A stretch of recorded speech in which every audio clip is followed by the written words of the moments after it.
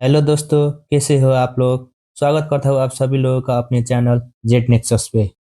और जो आज की खबर है ना, वो बहुत बहुत बड़ी खबर है। क्योंकि अब तक जो मिडल ईस्ट क्राइसिस चल रहा था वो इतना बड़ा नहीं चल रहा था। जो वार है इसराइल और ईरान के प्रॉक्सी के साथ, वो बस हमास और हिजबुल्लाह के बीच चल रहा था। लेकिन अब ये वार देखिए मिडल ईस्ट में एक्सपांड होता जा रहा है। क्योंकि कल रात को ही जब पूरी दुनिया सो रही थी, इसराइल ने अपने करीब 140 फाइटर एयरक्राफ्ट से ईरान पर पहली बार एक बहुत बड़ा अटैक कर दिया है। देखिए, अभी तक जो इसराइल के बीच युद्ध हो रहा था वो किसी और देश के गवर्नमेंट के साथ नहीं था। अब इसराइल ने ईरान पर डायरेक्टली ईरान के सोइल पर ही अटैक कर दिया है।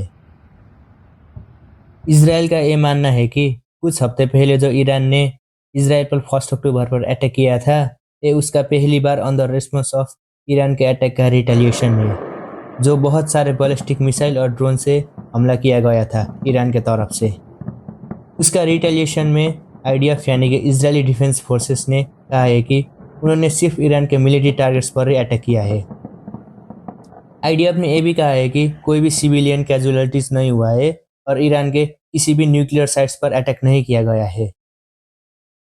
और अटैक के बाद से आईडीएफ के द्वारा एक वीडियो भी रिलीज किया गया है। I can now confirm that we have concluded the Israeli response to Iran's attack against Israel.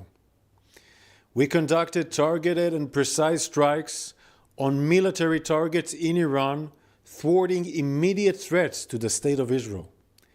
The Israel Defense Forces has fulfilled its mission. If the regime in Iran were to make the mistake of beginning a new round of escalation, we will be obligated to respond. Our message is clear. All those who threaten the state of Israel and seek to drag the region into wider escalation will pay a heavy price. We demonstrated today that we have both the capability and the resolve to act decisively, and we are prepared on offense and defense to defend the state of Israel and the people of Israel. Israel का ये कहना है कि ये एक सिर्फ retaliation attack है, जो बस ईरान के मिलिट्री साइट्स और मिसाइल मैन्युफैक्चरिंग साइट जो उस टारगेट पर किया गया है। और जो इसराइल का टारगेट है वो ईरान के बहुत बड़े सिटी पर टारगेट किया है, जो ईरान के कैपिटल तेहरान और कई बड़े सिटी पर।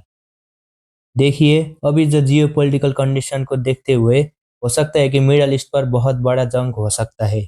क्योंकि ईरान ने भी ये कहा है कि अगर इसराइल ईरान पर कोई बहुत बड़ा अटैक करता है तो उसका जवाब देने के लिए ईरान रेडी है। और जो ईरान के सुप्रीम लीडर खोमेनी ने आईआरजीसी को बिल्कुल कभी भी जंग को हो सकता है, इसलिए उन्हें प्रिपेयर करने को आदेश दिया है। अगर ये जंग बहुत बड़े लेवल पे होगा तो पूरी दुनिया में एक बहुत बड़ा संकट मंडरा सकता है। जैसा कि आप सभी लोगों को पता है, जो पूरी दुनिया में क्रूड ऑयल आता है वो मिडल ईस्ट से होकर आता है। अगर ईरान और इसराइल के बीच फुल स्केल वार हो जाता है तो पूरी दुनिया को इसका बहुत बड़ा परिणाम भुगतना पड़ेगा। अभी जो यूएस का सेक्रेटरी ऑफ स्टेट है एंटोनी ब्लिंकन, वो मिडल ईस्ट में है। उन्होंने सीज फायर करने की बात कही, लेकिन नेतन्याहू नहीं माने। अब ये युद्ध फ्यूचर में कैसा मोड़ लेगा वो देखना बाकी है।